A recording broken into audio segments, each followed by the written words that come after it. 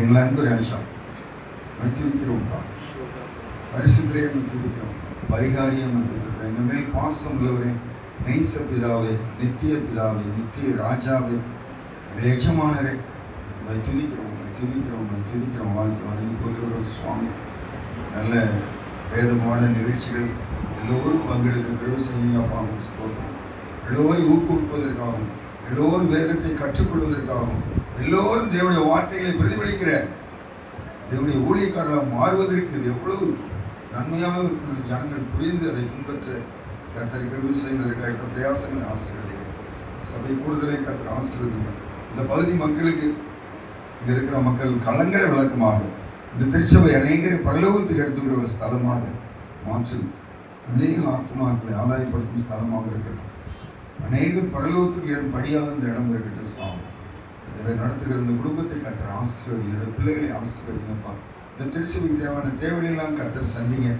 பொருளாதாரம் இல்லை என்றால் ஒன்றும் செய்ய முடியாது சாமி, எல்லாம் தடைபட்டு போகும். ஆனால் கர்த்தர் பெரியவர், சூரிய சந்திரனே நிற்க வைத்த தெய்வம். இந்த பொருளாதார பிரச்சனை இல்லை, யார் மூலமாக அது எப்படியும் இந்த தேவைகளை சந்திப்பேன். கர்த்தர் நாங்கள் விசுவாசிக்கிறோம். என்னுடைய ஊழியத்தை ஆசீர்வதிங்க, என்னுடைய வேலையை ஆசீர்வதிங்க, வந்திருக்கிற ஒவ்வொரு பிள்ளையும் ஆசீர்வதிங்க. எடுக்கப்பட்ட ஜபத்தினுடைய கருத்தில் மீதுமா நினைவு கூறுகிறோம். தேவைகளுக்காக நாங்கள் ஜெபிக்கிறோம். ஆசீர்வதிங்க, காத்துக்கொள்ளுங்க, எல்லாம் நன்மையாக மாற்றுங்க. உடைய கரம் பாதுகாப்பு அனுக்கிற ஆசீர்வதிங்க. நல்ல வார்த்தைகளை தியானிக்க இருக்கிறோம். ஆவியானவர்கள் மத்தியில் ஆசீர்வாதம் வருவார். எல்லாத்தையும் உமக்கே செலுத்துகிறோம். உடைய நாமம் மாத்திரம் மையப்படுத்தும், உடைய நாமம் மாத்திரம் மையப்பட வேண்டுமாய் தாரா ஆசீர்வதிக்க வேண்டுமாய் இயேசு கிறிஸ்து வழியாக ஜெபிக்கிறோம் பிதாவே. ஆமென். 1 தெசலோனிக்கேயர் 5ஆம் அதிகாரம், 1 தெசலோனிக்கேயர் 5ஆம் அதிகாரம் 9-10 வசனங்களை வாசிக்கும்படி கேட்டுக்கொள்கிறேன். தேவன் நம்மை கோபாக்கினைக்கென்று நியமிக்காமல் நம்முடைய கர்த்தராகிய இயேசு கிறிஸ்து மூலமாய் ரட்சிப்படையத்தக்கதாய் நியமித்தார்.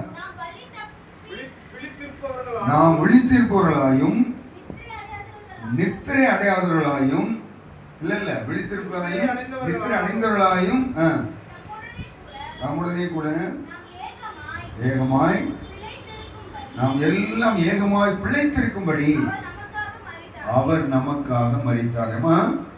கவனிக்கிறீங்களா? நம்ம பிழைத்திருக்கும்படி, ஏகமாய் இந்த உலகம் முழுதும் பிழைத்திருக்கும்படி என்ன பண்ணாராம்? என்ன பண்ணாரு? நமக்காக மரித்தார். மொட்டையா மரித்தார் இல்ல, எனக்காக மரித்தார், உனக்காக மரித்தார், நமக்காக மரித்தார். நாமெல்லாம் பிழைத்திருக்காங்க. அவர் என்ன பண்ணியிருக்காரு? அவங்க என்ன அப்படின்னா, விண்ணில் இருந்தவர் மண்ணுக்கு வந்தவர், விண்ணில் இருந்தவர் மண்ணின் மேல் வந்தவர், கண்ணீரிடம் பிறந்தவர், லாசருக்காய் கண்ணீர் விட்டு அழுதவர். நீங்கள் நானும் ஒவ்வொரு மரித்து போன லாசருவாய் இருக்கிறோம். எல்லாரும் உயிர்த்தணும். நீங்கள் நான் உயிர்த்தன, அவர் மரித்திருக்கிறார். நாம் உயிர்த்தல் வேண்டும், நாம் வாழ வேண்டும், நாம் பிழைக்க வேண்டும் என்பதற்காக அவர் மரித்திருக்கிறார். அப்ப நம்மெல்லாம் ரட்சிப்படையணும். எப்படியாவது நீங்க ரட்சிக்கப்படணும். நீ மரிச்சிருந்தாலும் சரி, நீ உயிரோடு இருந்தாலும் சரி. அதனாலதான் கடவுள் முதலாவது மரித்தவர்கள் கிறிஸ்துவுக்குள் மரித்தவர்கள் முதலாவது எழுந்திருப்பார்கள். உயிரோடு இருக்கிற நாம் அதற்கு பிறகுதான் மறுரூபமாக்கப்படுவோம். நீ மரித்திரியா? கிறிஸ்துவுக்குலாம் மரித்தீங்கன்னா நீங்கள் பிழைப்பீர்கள், பிழைத்திருப்பீர்கள். வாங்க, தெசலோனிக்கேயர் பட்டணத்துக்கு பவுலார் எழுதுகிற போது என்ன சொல்லுகிறார்? தேவன் நம்மை கோபாக்கினைக்கென்று நியமிக்காமல் நம்முடைய கர்த்தராகிய இயேசு கிறிஸ்து மூலமாக ரட்சிப்பை அடைவதற்கென்று நியமித்தார். நாம் விழித்திருப்பவர்களானாலும் நாம் நித்திரையடைந்தவர்களானாலும் நம்முடனே கூட நாம் ஏகமாய் பிழைத்திருக்கும்படி அவர் நமக்காக மரித்தார். நாம் ஒவ்வொருவரும் என்ன பண்ணணுமா? பிழைத்திருக்க வேண்டும். பிழைப்பு என்பது மிக மிக அவசியம். ஏனென்றால் நம்ம பிழைச்சிருந்தா தான் கடவுளை நாம் வந்து சொல்ல முடியும். கடவுள் நம்ம என்ன பண்ணி பிழைத்திருக்கும்படி நமக்காக அவர் மரித்திருக்கிறார். அதாவது கடந்த காலம், நிகழ்காலம், எதிர்காலம், அதுதானே சொல்லுவீங்க. கடந்த காலம், நிகழ்காலம், எதிர்காலம். கடந்த காலம் என்னது? ஆதாம் மூலமாக கடந்து போச்சுதான். ஆதாம் மூலமாக நம்மை உருவாக்கி இருக்கிறார். கடந்த காலம் எல்லாருக்கும் என்ன பண்ணாரு? ஆதாம் மூலமா நமக்கு ஜீவன் கொடுத்து. எப்படி? ஆதாமை மண்ணினால் உருவாக்கி அவனுக்கு என்ன பண்ணாரு? தன்னுடைய ஜீவ சுவாசத்தை கொடுத்தார். அவன் ஜீவாத்மாவானான். அது வரைக்கும் அவன் மண்ணு.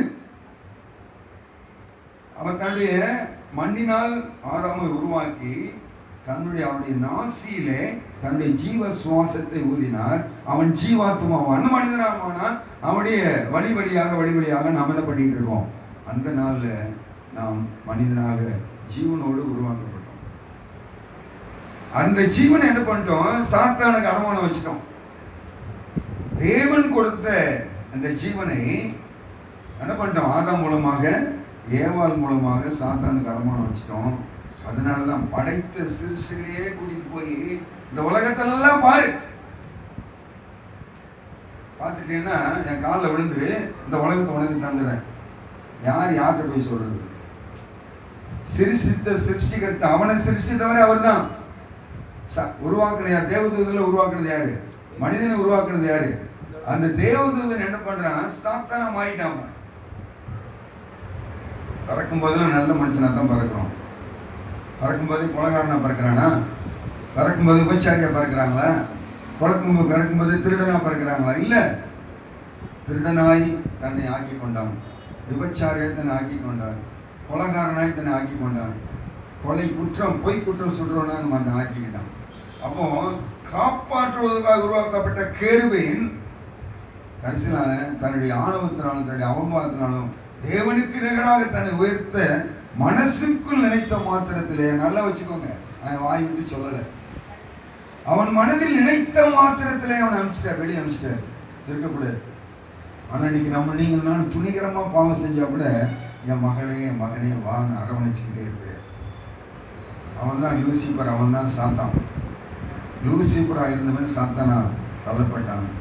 தேவன் தோட்டத்தில் ஏவாளை ஏமாற்றி, ஆதாமை ஏமாற்றி இந்த உலகத்தை அவன் பறித்து கொண்டான். தேவன் ஆண்டு கொள்ளுங்கள், பலுகி பெருகுங்கள் என்று சொன்ன அந்த வார்த்தையை இணங்கி நீங்கள் என்ன பண்ணணுமா? நீங்கள் உயிரடைவதற்காக தன்னை மறித்த தேவன். நீங்கள் நல்லா இருக்க தன் சுவாசத்தை நமக்கு ஊதி அவர் ஜீவனை கொடுத்து வச்சாரு. அவருக்கு அனுமானம் வச்சிட்டோம். மீண்டும் அந்த ஜீவனை சிலுவையில் தொங்கி மறித்து மீண்டும் உங்களுக்கு எனக்கு கொடுத்துருக்காரு. புரியுதுங்களா? முதல்ல ஜீவனை கொடுத்தாரு, பரிசுத்த தன்மையோடு பயபக்தியோடு நீடித்து வாழ்வதற்கு, பூமி ஆளுகை செய்வதற்கு கொடுத்தார். நம்ம பாவம் செய்து சாத்தாண்டை வித்துட்டோம், அடமானம் ஆக்கிட்டோம். இப்போ அந்த அடமானத்திலிருந்து உங்களை என்னை மீட்பதற்காக அவர் பாவ சிலுவையை, பாவ சிலுவையாம் அது பார சிலுவையாம், நீர் சுமந்தது அது கோர சிலுவையாம், நாமும் வாழவே நம் தேவன் ஏற்றாரே. அந்த சிலுவை மரத்திலே நீங்கள் நான் வாழ்வதற்காக அவர் ரத்தம் சிந்தி ரட்சிப்பை கொடுப்பதற்காக தம்மை தியாகமாய் கொடுத்தார். கடந்த காலம் போயிடுச்சு, நிகழ்காலத்தில் சிலுவையில் மறித்து ரட்சிப்பை கொடுத்திருக்கார். எதிர்காலம் என்ன? அவர் உங்களுக்கு நித்திய ஜீவனை கொடுக்க இருக்கிறார். நீங்கள் ஒருவேளை மரித்து போகலாம், கிறிஸ்து ரத்தம் சிந்தி மரித்து உங்களை மீட்ட பிறகும் நீங்கள் கிறிஸ்துவுக்கு இந்த பாவ உலகத்தில் மரித்தே ஆக வேண்டும். மரித்த பிறகு என்ன பண்ண பிறகு உங்களுக்கு எனக்கும் நித்திய ஜீவனை தருகிறார். கடந்த காலம் முடிஞ்சு, நிகழ்காலம் நடந்துகிட்டு இருக்கு, எதிர்காலத்தில் உங்களுக்கு எனக்கு நிச்சய ஜீவனை தரப்போகிறார் என்பதற்காக தேவன் நமக்கு வாக்குத்தத்தம் கொடுத்திருக்கிறார். நாம் பிழைத்திருப்பதற்காக அவர் மரித்திருக்கிறார். நீ செத்தாலும் சரி, நீ உயிரோடு இருந்தாலும் சரி, நீ பிழைக்கணும். உனக்காக என்னையே நான் அர்ப்பணிக்கிறேன். நெஞ்சும் பலத்தால் ஈட்டி எடுத்தே நெஞ்சை பிளந்தான், கொடுமை ரத்தமும் நீரும் ஓடி வருதே. நாம் ரட்சிக்கப்படுவ அவர் விழாவில் ரத்தமும் நீரும் ஓடி வருது. ரட்சகரை நோக்கிப்பார், அப்பொழுது நீ நான் ரட்சிக்கப்படுவோம்.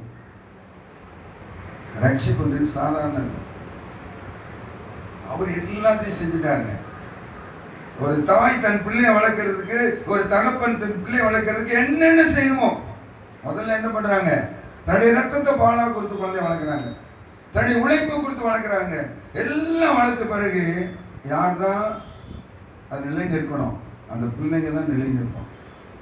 என்னை வளர்த்த தாய், என்னை வளர்த்த தகப்பன், உன் யார் பெற சொன்னது, உன் யார் வளர்க்க சொன்னது? இன்னைக்கு தான் ஓடுதுவோம் வாழ்க்கையில், உலகத்தில். என்ன வச்சிருக்க, எனக்கு என்னத்தான் பண்ண? நீ எவ்வளோ கஷ்டப்பட்டு படிக்க வச்சாலும், எவ்வளோ கஷ்டப்பட்டு வளர்த்து விட்டாலும், நல்ல துணிமணி எடுத்து கொடுத்து, நல்ல உணவுகளை கொடுத்து அவங்கள பாதுகாப்பாக வளர்த்தாலும், நேரம் வருகிற போது நான் உங்களை முற்றிலும் நற்கடிதரும் உயர்குல திராட்சை சிலையாக நாட்டினேன். கர்த்தர் சொல்றேன், நான் உங்களை முற்றிலும் நற்கனிதரும் உயர்குல திராட்சை செடியாக நாட்டினேன். நீங்களோ ஆகாத காட்டு செடியாகி போய் கசப்பானதை கொடுத்தது என்ன? எவ்வளவு வேதனையோடு சொல்றேன். உனக்கு என்ன நான் செய்யல, எல்லாம் உனக்கு கொடுத்துருக்கேன். என் ரத்தத்தையே கொடுத்து என்னை சிந்தி உனக்கு மீட்டு இருக்கேன். நீ ஏன் இப்படி போற? அதோடு கேட்கிற காலம் கொடியுது. இன்னும் நம்ம ரொம்ப காலம் வாழ போறது இல்லை. இயேசு கிறிஸ்து போய் எத்தனை வருஷம் ஆச்சு? மனிதனா வந்து வாழ்ந்து மறித்து எத்தனை வருஷம் ஆச்சு? 2025 வருஷம் ஆச்சு.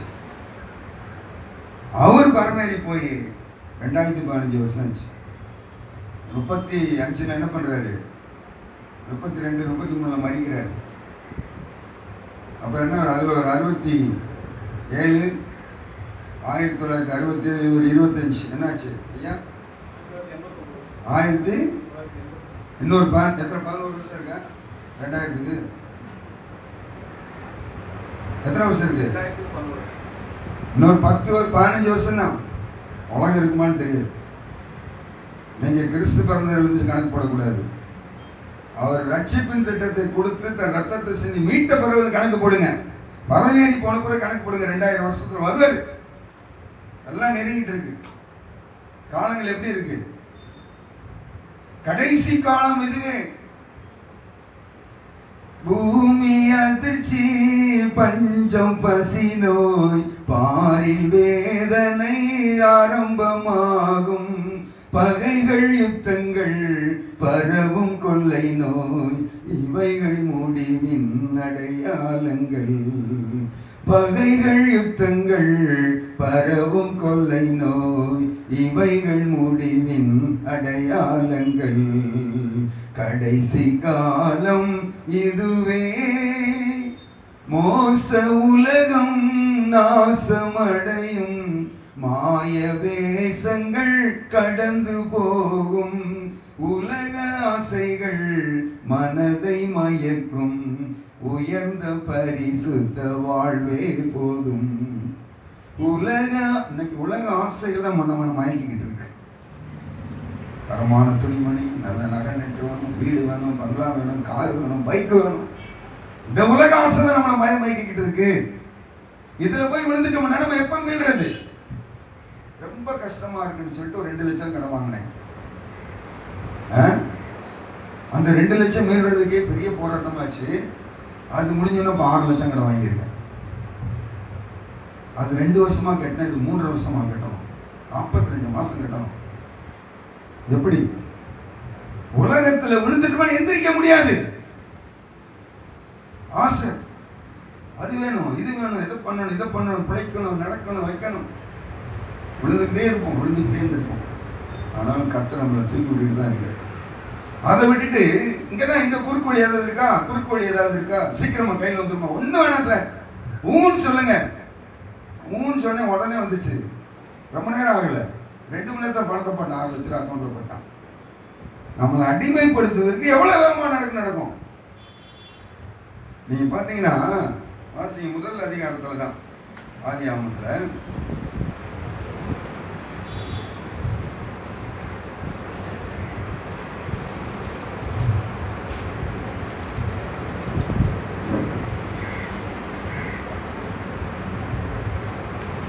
2ஆம் அதிகாரத்துல 9ஆம் வசனம் வாசிங்க. தேவனாகிய கர்த்தர் பார்வைக்கு அழகும் புசிப்புக்கு நலமுமான சகலவித விருட்சங்களையும் தோட்டத்தின் நடுவிலே ஜீவ விருட்சத்தையும் நன்மை தீமை அறியத்தக்க விருட்சத்தையும் பூமியிலிருந்து முளைக்க பண்ணினார். இப்போ 3ஆம் அதிகாரத்துல 6ஆம் வசனம் வாசிங்க. அப்பொழுது ஸ்திரீயானவள் அந்த விருட்சம் புசிப்புக்கு நல்லதும் பார்வைக்கு இன்பமும் புத்தியை தெளிவிக்கிறதுக்கு இச்சிக்கப்படத்தக்க விருட்சமாய் இருந்தது. இங்க கடவுள் அதை எப்படி படிக்கிறாரு? பார்வைக்கு அழகும் புசிப்புக்கு நலமும். இங்கு இச்சிக்கப்படத்தக்கது. இன்னைக்கு உலகத்துல இச்சிக்கப்படத்தக்கது எதுவா இருந்தாலும், நான் சென்னையில இருந்து அதான் வந்துட்டேன்ல, ஊர்ல இருந்து சென்னைக்கு வந்துட்டேன். இப்போ மளிகை கடையில் வேலைக்கு சேர்த்துருக்காங்க. நான் மன்னார்பேட்டையில் இருக்கிறேன். அந்த மெயின் ரோடு அப்படி போனீங்கன்னா அப்படி சாயந்தரம் 6 மணி 7 மணி ஆச்சுன்னா நல்லா அதில் இந்த தள்ளு வண்டியில் நான் எங்கள் ஊரெலாம் இந்த மாதிரி ஸ்வீட் கிடையாது. பாதுஷா, குலோப்ஜாம், அல்வா, பால்கோவா, இது கொஞ்சம் உயர்தரமான உணவு இது கொஞ்சம் நல்லா காஸ்ட்லியாக இருக்கும். அழகாக அந்த பேப்பர் போட்டு மூடி கொண்டு வந்துருந்துச்சு.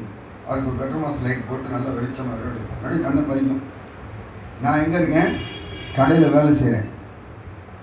தம்பி கவனிச்சுக்கோ, நான் கடையில் வேலை செய்கிறேன். இப்போ எண்ணெய் வாங்க என்னை அனுப்புகிறாங்க. ஒரு டின் எண்ணெய் வாங்கிட்டு வா. அந்த எண்ணெய் டின்னை கட்டிக்கிட்டு வரும்போது பார்த்துட்டேன். அப்படியே பாதுஷா அப்படியே பழங்க அப்படி எப்படி எண்ணெய் ஊற்றி நெய் போட்டு உடனே வண்டி நிப்பாட்டிட்டு அவர் பாதுஷா கொடுங்க 25 காசு சாப்பிட்டுட்டேன் வாங்கி. யார் காசு? என்னுடைய பார்வைக்கும் இச்சிப்புக்கும் என்னை இழுத்துருச்சு. கடை காசு யார் காசு? அடுத்தவங்க காசு. சாத்தம் விடுவானா? இவனை வேணும் ஒருத்தனை பார்த்து கடையில் போட்டு கொடுத்தான். கடையில் போய் சார் அந்த பையன் அங்கே இனிப்பு வாங்கி சாப்பிட்டுக்கிட்டு இருக்கான். எனக்கு அது பேரே தெரியாது. என்னன்னு சொல்கிறேன் பாருங்க. சென்னைக்கு வந்த புதுசில் சைக்கிள் ஓட்ட தெரியுமான்னு ஓட்ட தெரியும்னு சொன்னேன். கொண்டு அந்த ரெட்டில்ஸ் பஸ் ஸ்டாப்பில் ஏறிட்டு போகிறாரு. தம்பி பார்த்து போனார். அதெல்லாம் எனக்கு ஓட்ட தெரியும்னு அவன் பார்த்துக்கிட்டே பின்னாடி ஓட்டணும் பாருங்க. லாரியில் பிடிச்சி கை உடஞ்சி போச்சு. விழுந்து கை உடஞ்சா போச்சு. சென்னை எனக்கு புதுசு. தர்மாஸ்பத்திரி எங்கே இருக்குது, தர்மாஸ்பத்திரி எங்கே இருக்குன்னு கேட்டு ஸ்டான்லி ஆஸ்பத்திரி வந்திருக்கிறேன். ரோடெல்லாம் தோண்டி போட்டிருக்காங்க. பெரிய பெரிய குழாய் பதிக்கிறாங்க. அந்த கிரவுண்ட் தேட்டரு தங்கசாலை ரோடு. நான் பண்டிகோப்பில் வேலை செய்கிறேன். அப்புறம் நான் புண்ணியவங்க ஒரு பெண்டிகாஸ் சமாச்சாரம் அந்த ஆஸ்பத்திரி முன்னாடி இருந்தாங்க. நான் வழியோடு துடிச்சிட பார்த்துட்டு கையெல்லாம் வீங்கி போச்சு. பார்த்துட்டு அவங்கள அப்படியே கூப்பிட்டு போய் நான் எங்கேயோ கிராமத்தில் வந்த பையனை தெரிஞ்சுக்கிட்டாங்க. கூப்பிட்டு போய் உட்காந்துட்டு டாக்டர் வரல, யாரும் வரல, வேதனை தாங்க முடியல. அப்படியே சரி வந்தாங்க, பார்த்தாங்க. தாங்க மாட்டேன்ட்டு மயக்க ஊசி போட்டு கட்டிட்டுலாம் கட்டிட்டாங்க. மணி 9 ஆயிடுச்சு நைட்டு. அப்புறம் மயக்கம் தெரிஞ்சிருச்சு. தம்பி எங்கே இருக்கிறீங்க? மன்னார்பேட்டை. ரொம்ப ஜுரம் அடிக்குதாப்பா? இல்லைங்க சார் எனக்கு காய்ச்சல் அடிக்குது அப்படின்னு. ஜுரம்ன்றது சென்னை பாஷை. அப்போ எனக்கு காய்ச்சல் அடிக்கு. எல்லாம் சரி, டாக்டர் நர்ஸ் எல்லாம் சரி சரி ஒரு 5 ரூபா தண்ணி அனுப்பிச்சி விட்டாங்க. ரிச்சாக போயிடுவாங்க. என்ன சொல்ல வரேன்னா, அந்த பாதுஷா பேர் கூட எனக்கு தெரியாது, ஜுரம்னு எனக்கு தெரியாது, காய்ச்சல் தான் எனக்கு தெரியும். அது ஒரு இனிப்பு. அங்கே போய் சொல்லி கொடுத்துட்டாங்க. நான் என்ன வாங்கிட்டு போகிறேன், கணக்கு கொடுக்குறாங்க. 25 காசு குறையுது. சும்மா வாங்கி போட மாட்டாங்க. நல்ல வேலை கணக்கு பார்த்தாங்க. கணக்கு பார்த்து கேட்டாங்க. கணக்கு பார்க்காம போட்டான்னு வச்சுக்கோங்க, எவ்வளோ திருடுனான்னு கேட்டுருவாங்க. புரியுதுங்களா? கணக்கு பார்க்க போய் ஒரு டின்னு எண்ணெய் வந்து 175 ரூபா 55 காசு, மிச்சம் வந்து 45 காசு இருக்கணும். 20 காசு தான். 25 காசு எங்கடா?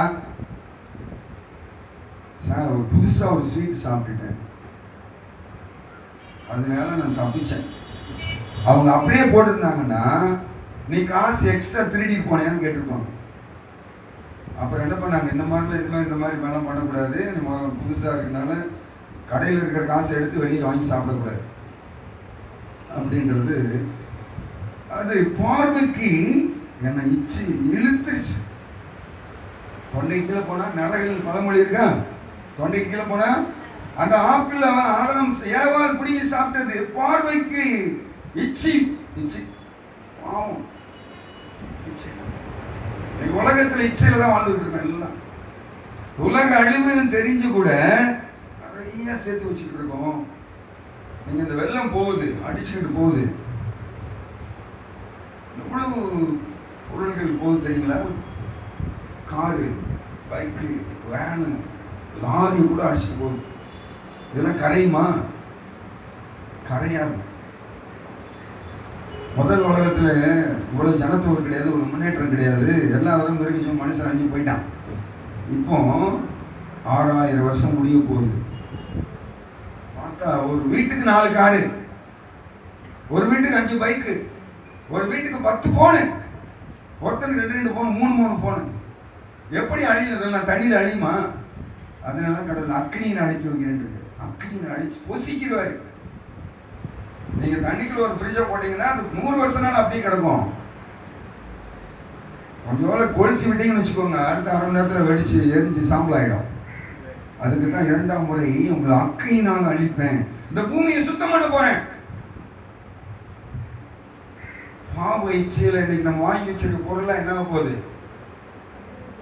கட்டின வீடும் நிலம் பொருளும் கண்டிடுவுற்றாருறவினரும் கூடு விட்டு உன் ஆவி போனாள், கூட உன்னோடு வருவதில்லை, வருவாய் தருணம் இதுவே அழைக்கிறாரே. வல்ல ஆண்டவரே சுவண்டை அழகுமாயை நிலைத்திடாதே, அதை நம்பாதே மயக்கிடுமே, மரணம் ஓர் நாள் சந்திக்குமே, மறவாதே உன் ஆண்டவரை. நீங்க மறவாம கடவுளை தேடி வந்தால்தான் அவர் மரித்த மரிப்புக்கு பிரயோஜனம் இருக்கு.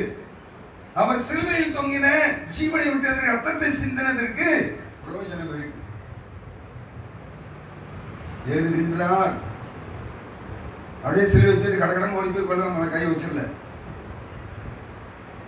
தள்ளாடி தவழ்ந்து களை போடு.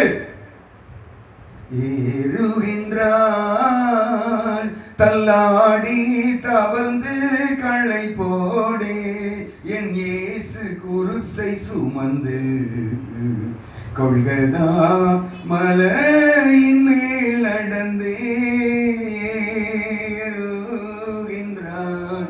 அவனால முடியலங்க. ஏன்? ஒருத்தர் போய் கட்டாயப்படுத்த சிலுவை சுமடா அப்படின்றாங்க. சிறனாகிய உரனாகிய யார் அவரு? சீமோன். அந்த சிலுவை சுமன்றாங்க. ஏன்? ஏதாவது நீங்க யோசிச்சு பார்த்துருக்கீங்களா? ஐயா மலர் மன்னன் ஏதாவது யோசிச்சு பார்த்துருக்கீங்களா? கொஞ்சம் சொல்லுங்களேன். ஏதாவது ஏன்? அவருக்கு தெரியும். சொல்லுங்க. சிலுவையை இன்னொருத்தனை சுமக்க சொன்னாங்க. ஏன்? அவரால் சுமக்க முடியல. ஐயா வக்கீல் சொல்லிட்டார், அவரால் சுமக்க முடியல. வேற வேற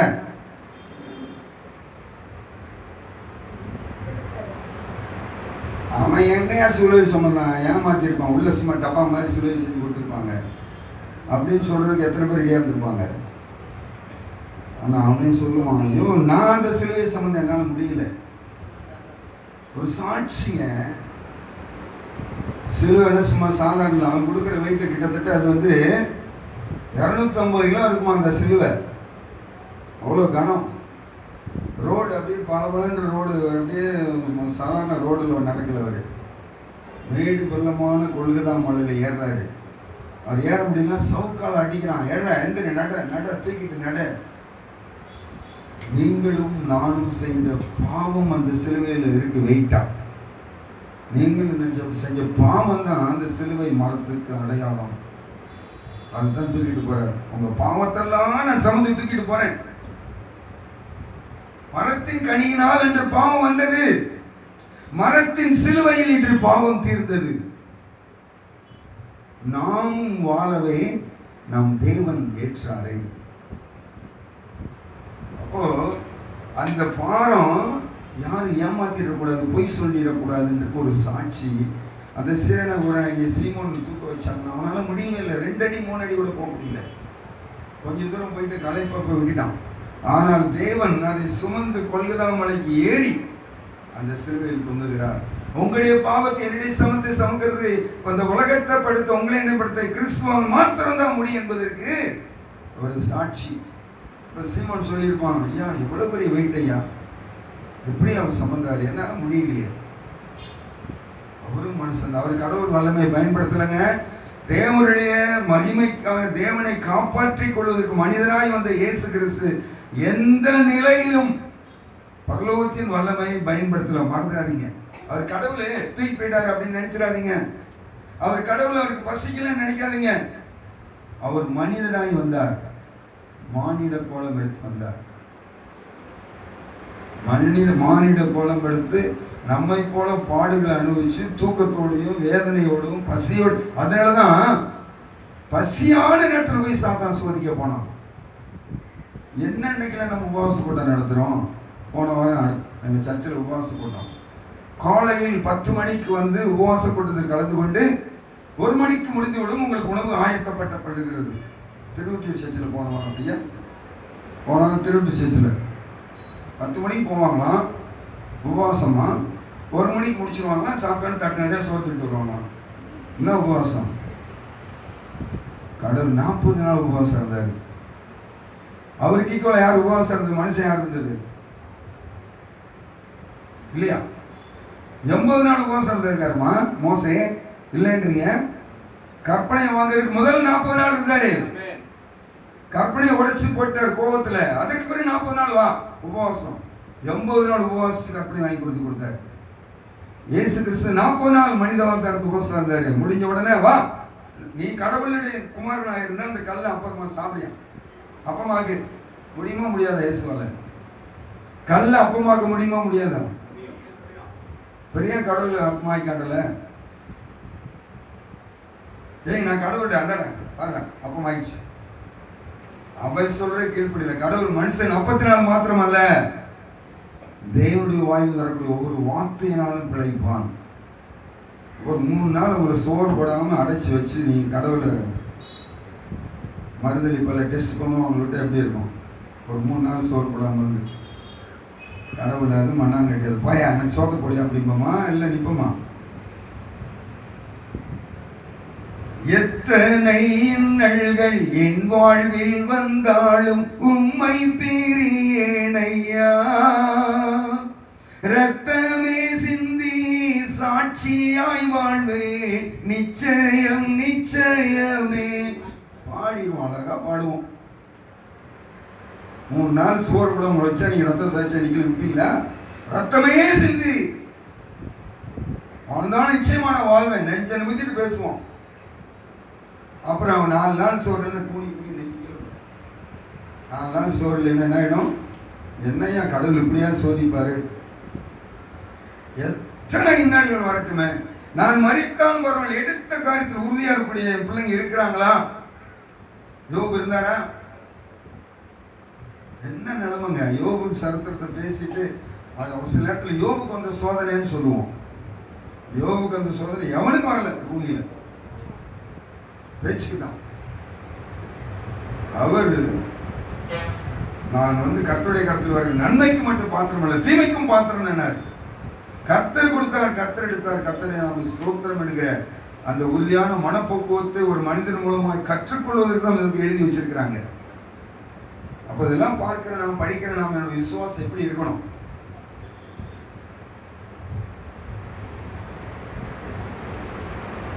உங்களை நான் அழுதுக்கல்ல கோபாக்கினைக்கல்ல. கடவுள் நம்மளை கோபாக்கி வச்சு சாகிறதுக்கு நம்மளை படைக்கல. நீங்க எல்லாரும் வாழணும். ஆதியாமத்தில் என்ன சொன்னாரு? ஆதாமை ஏவாள் படைத்து நீங்கள் பழகி பெருகி ஆண்டு கொள்ளுங்கள். உங்களை நான் கோபத்துக்காக படைக்கல, நீங்க செழிப்பா வாழுங்கன்னு படைச்சாரு. ஆனா அவங்க என்ன பண்ணாங்க? கோபாக்கினை கொண்டு போயிட்டாங்க. தேவன் செய்யக்கூடாது செஞ்சதுனால அவர் கோபம் என்ன பண்ணாரு? ஏதேன் தோட்டத்தை விட்டு வெளியே அனுப்பிச்சிட்டார். கோபம் வரப்போய் தானே அப்படி அனுப்பிச்சாரு. என்ன சகோதரி, கோபம் வரப்போய் தானே அனுப்பிச்சாரு? சொல்லுங்க பின்னாடி. ஏன் அவங்கள தான் திரும்பி பார்க்காதீங்க. சகோதரி தானே சொல்றேன். ஏதேன் தோட்டத்தை வச்சு ஆதாம் ஏவாள் ஏன் அனுப்பிச்சாரு? அவங்க ஆண்டு கொள்ளுங்கள் பழிவு பெறுங்கன்னு ஏதேன் தோட்டத்தை கொடுத்தாரு இல்லையா? ஏதேன் தோட்டம் நீங்க சாதாரண நினைக்காதீங்க, பரலோகத்திற்கு சமம். அது என்னங்க? அது நீங்க பரலோகம் பார்க்க போறீங்க. அந்த பரலோகத்தை பார்க்கும்போது தான் தெரியும் ஏதேன் அப்படி இருந்துச்சா அப்படின்னு. அவ்வளவு பரிசுத்தம், அவ்வளவு தூய்மை, அவ்வளவு இயற்கை அழகு. அப்படியே வந்து கஷ்டப்பட்டு அவங்க கஷ்டப்படலை. இன்னைக்கு நீங்கள் ஒரு முருங்கை செடியில் முருங்கைக்காய் பறிக்கணும்னா துரட்டி கட்டி போய் பிடுங்கினா தான் வரும். தென்னை மரத்துக்கு போய் ஏறி அங்கே போய் பிடுங்கினா தான் தென்னை மரம் வரும். அவங்க அப்படி கஷ்டப்படலை. எல்லாமே எட்டி சாப்பிட்ற மாதிரி அவ்வளோ அவங்களுக்கு எல்லாம் இருந்துச்சு. ஆனால் பாவம் பெருகின போது விரட்டப்பட்டார்கள். கோபாக்கினை கேட்டு நான் உங்களை திரிக்கல, நீங்க சந்தோஷமா பழகி பெறுங்கன்னு சொன்னாரு. அவர்கள் செய்த தவறினால் கோபம் வந்து என்ன பண்ணிட்டாங்க, வெளியே அமிச்சிட்டாங்க வளர்த்து. அப்புறம் அந்த சோதமகுமாரம் பத்தி படிச்சிருக்கீங்களா? அவை ஏதேன் தோட்டத்து போல இருந்துச்சான். ஆபிரகாம் சொல்றாரு, எப்ப உன்னுடைய ஆளுக்கு என்னுடைய ஆளுக்கு பிரச்சனை வருது, வேண்டாம். உனக்கு நிறைய ஆடு மாடு இருக்கு, நிறைய வேலைக்காரங்க, எனக்கு ஆடு மாடு நிறைய வேலைக்காரங்க, ஒரே சண்டை வருது, வேண்டாம். இது பெரிய பூமி இருக்கு, கடவுள் கொடுத்துருக்காரு. நீ கிழக்க பார்த்து போனாலும் சந்தோஷம், நீ மேற்க பார்த்து போனாலும் சந்தோஷம், இல்லை தெற்க பார்த்து போ, வடக்க பார்த்து, உனக்கு என்ன இடமா எடுத்துக்கோ, நான் உன்னை டிஸ்டர்ப் பண்ணல. அப்படியே சுற்றி பார்க்குறாரு. அப்படியே சமபூமியும் பசுமையும் அழகுமா இருக்கு. அந்த சோதமகுமாரன் என்ன இருக்கு, கண்ணுக்கு இச்சை, கண்ணு இச்சை பார்த்தா அழகா செழிப்பா இருக்கு. எதுக்கு போறோம் கொடைக்கானல் இருக்குமா? எதுக்கு ஊட்டிக்கு போறோம்? எதுக்கு பொருள் காட்சிக்கு போறோம்? கண்ணு பார்க்கணும். எதுக்கு துணி கடைக்கு போறோம்? எதுக்கு பாத்திர கடைக்கு போறோம்? டிசைன் அழகழகா அப்படியே இயற்கை செழிப்பை பார்க்கறதுக்கு தான் செலவு பண்ணி போறோம். நான் ஆசைப்பட்டு பழவேற்காடு கடலுக்குள்ள போகணும்னு ஆசைப்பட்டு போனேன். நம்ம விசுவாசிகளை சொல்லி உள்ள போனாதான் தெரியுது, கண்ணுக்கு இச்சையா தெரிஞ்சாலும் அது எவ்வளவு பிரச்சனை அப்படின்னு. ஆனாலும் அது ஒரு சந்தோஷம்னு வச்சுக்கோங்க. இந்த சந்தோஷத்திற்காக கண் இச்சைக்காக நம்ம போய் மாட்டிக்கிட்டு ரொம்ப அவசரப்படுறோம். அப்ப சோதமகுமாரை பார்த்தோன்னே அங்க போறேன்யா, நிறைய ஆடு மாடு, நல்ல பிழைப்புக்கு வசதிக்கு தங்கறதுக்கு நல்லா இருக்குன்னு போய் பார்த்தா அங்க பார்த்தீங்கன்னா கொஞ்ச நாள்ல பாவம் பெருகி அந்த சோதமகுமாருடைய பாவம் வானவருந்து எட்டிச்சான். உடனே கடவுள் இறங்கி வந்து ஆபிரகாமை பார்த்துட்டு, நான் அவனுடைய அந்த தேசத்துக்கு செய்வதை சொல்லாமல் இருப்போன்னு சொல்லிட்டு ஆபிரகாம் சொல்றாரு, அந்த தேசத்தை அழிக்க போறேன். ஐயோ, என் தம்பி லோத்து இருக்கானே, அங்க அவன் குடும்பம் இருக்கேன், அழிக்க போறேன்றாரு. ஐயா, ஒரு 50 நீதிமான் இருந்தா அழிப்பீங்களா? அழிக்க மாட்டோம்ப்பா. நான் இன்னும் கடவுள்கிட்ட பேச துணிஞ்சிட்டேன். ஒரு 40 நீதிமான் இருந்தா அழிப்பீங்களா? அழிக்க மாட்டேன். சரி, ஒரு 30 நீதிமான் இருந்தா அழிப்பீங்களா? அழிக்க மாட்டோம்ப்பா. இன்னும் நான் பேச துணிஞ்சேன், மன்னிச்சிருங்க. 20 நீதிமான் இருந்தா அழிப்பீங்களா? 10 நீதிமான் இருந்தா அழிப்பீங்களா? 10 பேர் கூட அழிக்க மாட்டேங்க, அழிக்க மாட்டேன். அந்த 10 பேர் கூட இல்லை, 5 பேர் கூட இல்லை. லோத்தோடைய மகள் மனைவி. சரி, உங்களை காப்பாத்திருக்கா உள்ள போனா அந்த காப்பாற்ற போன தேவதூதர்களை கூட அனுப்பு, அவங்களோட நம்ம விசாரம் பண்ணணும்னு நினைக்கிறோம். எவ்வளவு கீழ்த்தரமா போச்சு. நாங்கள் பார்த்துட்டோம், நிச்சயமா நாங்கள் அழிக்க போறோம். அவங்களை எதுக்கு கடவுள் உண்டாக்குனாரு? உங்களை நான் கோபாக்கினைக்காக உண்டாக்கல, நீங்கள் பழகி பெருகி செழிப்பா இருக்கணும், ஜீவனுள்ளவர்களா இருக்கணும், ஜீவனுள்ள தேசத்துக்கு வரணும் அப்படின்னு சொல்லியிருந்தாரு. அவருடைய இச்சையினால இன்னைக்கு கோபாக்கினை வந்தது. நீ சீக்கிரம் காலமே போயிடு, இந்த தேசத்தை அழிக்க போகிறேன், அக்கினியினால் அழிக்க போறேன். நமக்கு அடையாளங்க. முதல்ல நோவா மூலமா தண்ணீர்ல அழிச்சு ஒரு அடையாளம் காமிச்சாரு. அதை பார்த்துட்டு இனிமேல் அந்த ஜனங்களை தண்ணீர் அழிக்க மாட்டேன், பரதளிப்பு, துடிச்சு சாகுறது, அப்படியே குணங்கள் முதக்கிறதெல்லாம் கடவுள் பார்க்கிறாரு. மிருக ஜீவங்கள்லாம் அழிச்சு மிதக்குது, வேண்டாம், இனிமே உங்களை அக்னியினால் பஸ்பமாக்கிறேன், சாம்பல் ஆக்கிறேன் அப்படின்றாரு. அப்ப அந்த சோதமகுமாரன் அழிவு வச்சு நமக்கு அடையாளம் வச்சிருக்கிறாரு. நீ சீக்கிரம் போயிடு. ஐயா, என்னால முடியாது, கையை பிடிச்சு கூட்டிட்டு போறேன், திரும்பி பார்க்க கூடாது. ஓடுறாங்க, பிள்ளைங்க ஓடுறாங்க, லோத்து பிடிச்சு எடுத்துட்டு போறாரு. பொண்டாட்டி ஓடி வர்றா.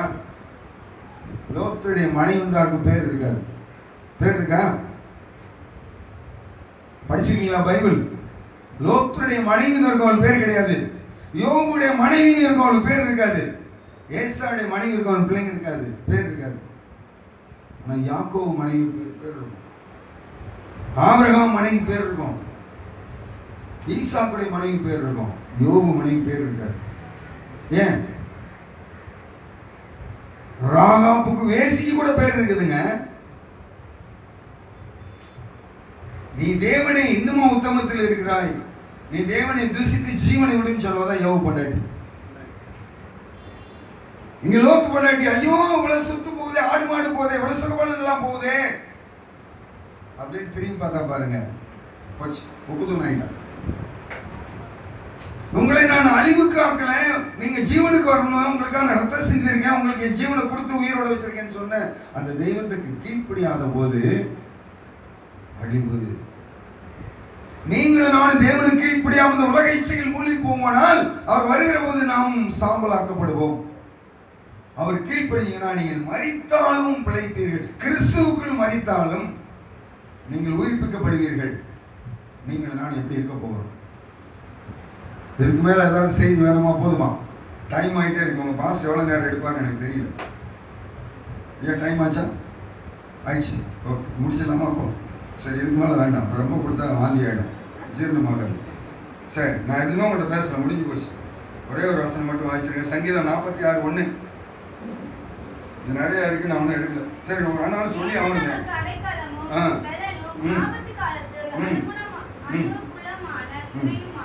தேவன் நமக்கு அடைக்கலமும் பலனும் ஆபத்து காலத்தை அனுகுணமான துணையுமானார்.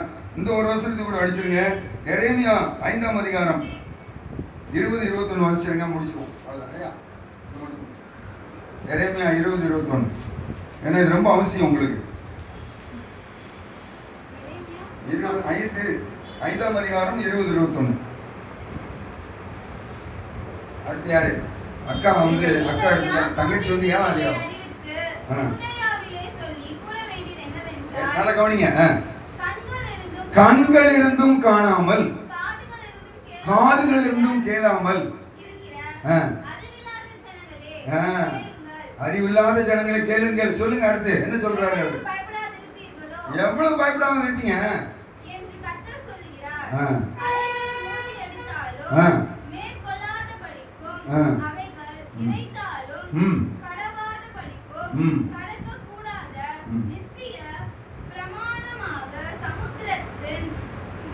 கடலின் அலை தாண்டக்கூடாதுன்னு கடவாத எல்லையை வச்சிருக்காராம். என்ன வச்சிருக்காரு? காங்கிரீட் சோர் போட்டு வச்சிருக்காரா? கடலுக்கு மணலை வச்சிருக்காரு. என்ன வச்சிருக்காரு? புரியுதாமா? மணலை அவர் வீட்டுக்கு உங்க பாஸ் பிரசன்ட் பண்ணாரு நீ காலையில. கற்பாறையான ஏசியில் கட்டுவாயான வீடு நிலைத்திருக்கும். புத்தி உள்ளவன் புத்தியில என்ன பண்ணுவானா? மணலை கட்டுவானா. அப்ப கடவுள் புத்தி இல்லாதவரா? மணல்ல போய் கரை வச்சிருக்காரு. என்ன வச்சு படிச்சீங்கம்மா? மணலை கடவாதபடி கடலுக்கு அது வச்சிருக்காரு, கரையா வச்சிருக்காரு.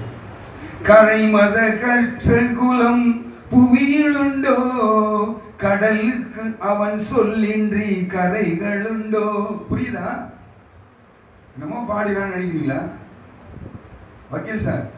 கரை மத கற்ற குலம் புவியில் உண்டோ, கடலுக்கு அவன் சொல்லி கரைகள் உண்டோ. திரை திரையாக செல்லும் மலை போல் குவிந்தெழுந்தும் சேதமின்றி பூதலத்தை மாதையவாய் பாதுகாக்கும்.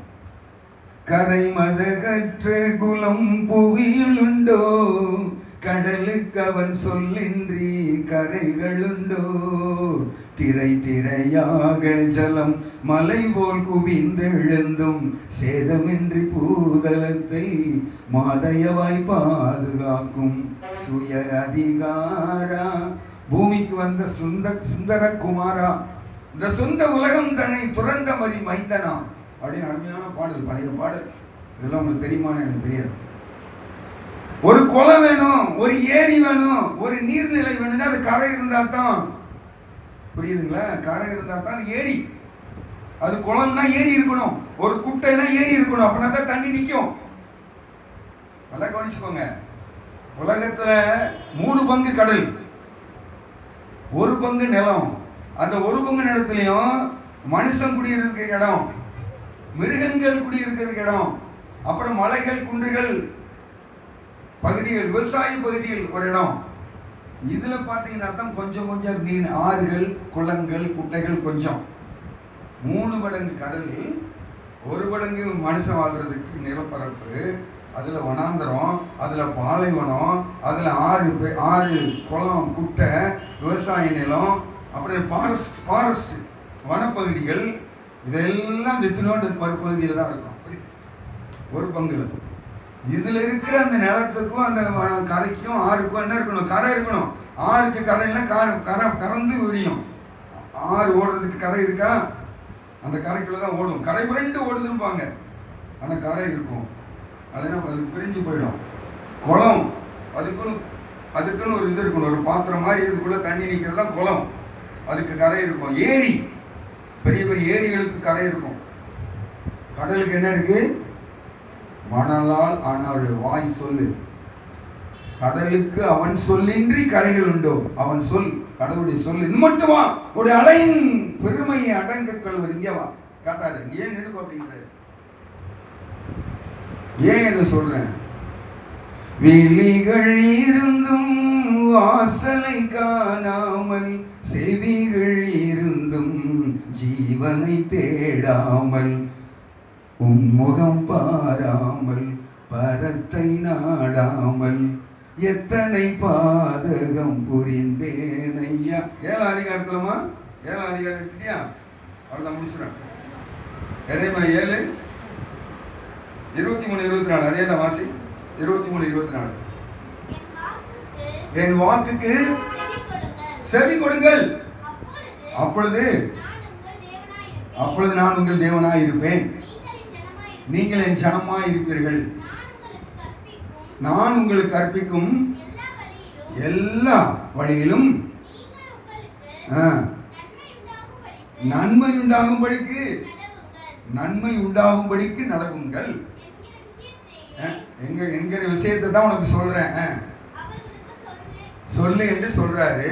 ஆனா அவர்களோ அதை கேளாமலும் தங்கள் செவியை சாயாமலும் போய் தங்கள் பொல்லாத இருதயத்தை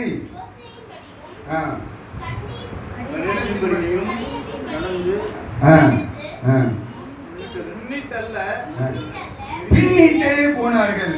அவர் சொல்றதை கேட்டு ஐயா நம்ம கேட்கிறோம் முன்னாடி வராம என்ன பண்ணாங்களா? அவங்க வேலை இல்லைன்ட்டு முன்னாடி போனாங்க. காது இருந்து மந்தம், கண் இருந்து குருடு. அதான் விழிகள் இருந்தும் தேவனுடைய வாசலை காணாமல், செவிகள் இருந்தும் வேத வசனத்தை கேட்காமல், உன்முகம் பாராமல், பரத்தை நாடாமல், எத்தனை பாதகம் புரிந்தேன் ஐயா. ஆனாலும் எதற்கு என் மேல் இத்தனை அன்பே செய்யா? அவ்வளவு நம்ம அன்பு கட்டுறாருங்க. அந்த அன்புள்ள தெய்வத்தை நீங்களும் நானும் மறந்தோம்னா நம்ம தப்பிக்கவே முடியாது. அக்கினி வரப்போது உங்களை நான் கோவாக்கினைக்கு இல்லாமல் நான் உங்களை ஜீவனுக்கு என்று ரட்சிப்புக்கு என்று கொடுத்திருக்கேன்னு சொல்றாரு. அதை நீங்க கேட்டு தெரிஞ்சுக்கிட்டு உங்களுடைய செவிகளை கேட்டு உங்களுடைய கண்களை திறந்து உங்களுடைய இருதயத்தை கடினப்படுத்தாம ஒரு பின்போய்க்கு போனீங்கன்னா நீங்க நித்தியத்துக்கு போவீங்க. நாங்களோ கேட்க மாட்டோம்னு சொல்லி போனீங்கன்னா நித்திய அழிவுக்கு போவோம். எதை நீங்க தெரிந்து கொள்ள போகிறீர்கள்? கர்த்தர் உங்களுக்கு எச்சரிக்கிறார். நீங்க நல்ல முடிவெடுங்க. கர்த்தர் உங்களை ஆசீர்வதிப்பார். ஆமென்.